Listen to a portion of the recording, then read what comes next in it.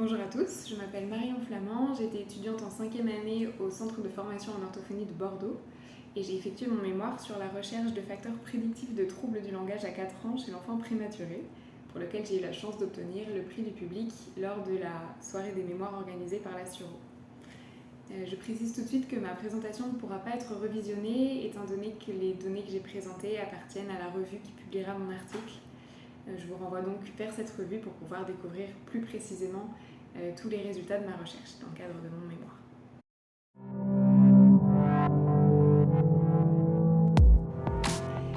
Ce mémoire, il a été motivé par ma volonté d'exploiter un domaine qui n'est pas encore très connu et reconnu en orthophonie, qui est la néonatologie.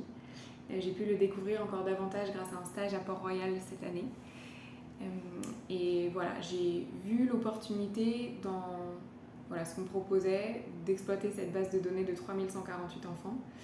J'ai vu cette opportunité de faire avancer potentiellement la recherche en orthophonie dans ce domaine. Voilà, c'était quelque chose qui me tenait à cœur, de mettre en lien l'orthophonie et la prématurité.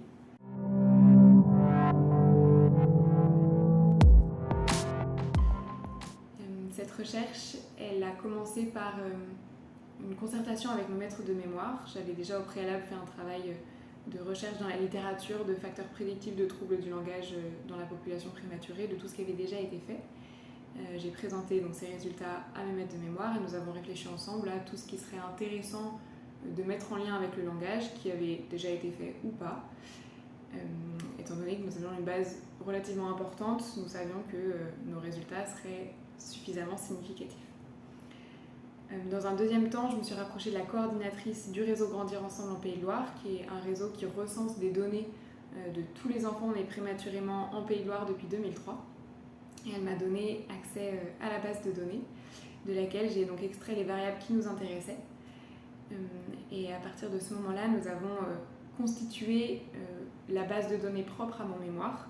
Ça a été un long travail puisque nous voulions que cette base de données soit propre, homogène. On ne pouvait pas se permettre d'avoir trop de données manquantes, sinon nos résultats n'auraient pas eu de valeur. Donc il y a eu un long travail de façonnage de cette base de données. Et puis cette base de données a été présentée à la statisticienne pour que le logiciel puisse l'exploiter. Et donc c'était la troisième phase de mon mémoire, toute la partie statistique que je n'aurais pas été capable de faire sans la statisticienne. Donc j'ai découvert aussi ce monde des statistiques, j'ai découvert la rigueur scientifique qui était nécessaire. On ne pouvait pas présenter une base de données trop hétérogène, trop peu fournie, avec des informations qui n'étaient pas fiables. Il avait vraiment fallu que toutes nos données soient béton pour avoir des résultats suffisamment significatifs.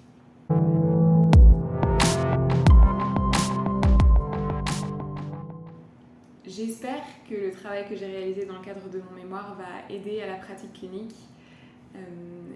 Pour ma part, je pense que je sais maintenant que si on m'appelle pour un enfant né prématurément, je garderai en tête en tout cas tous ces facteurs prédictifs que mon mémoire m'a permis de découvrir.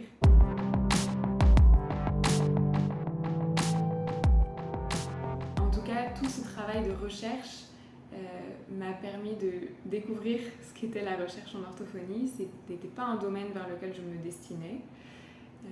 J'avais davantage envie d'exercer tout de suite, mais ce travail dans le cadre d'une année grâce à mon mémoire m'a permis de découvrir combien la recherche était importante, notamment en orthophonie qui n'est pas une discipline purement scientifique.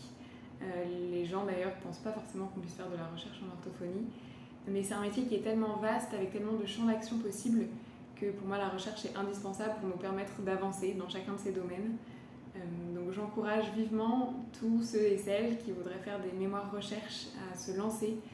C'est extrêmement intéressant et ça façonne aussi notre pratique clinique par cette rigueur dont je parlais tout à l'heure et puis par cet entraînement à aller lire des articles, à extraire les informations importantes qui vont nous permettre d'enrichir notre pratique clinique, de perpétuellement nous remettre en question, d'aller rechercher toutes les nouvelles études, tous les nouveaux résultats qui ont pu paraître sur des domaines qui nous intéressent. Donc j'encourage vraiment vivement ceux qui voudraient faire un mémoire de recherche à le faire. C'est très intéressant.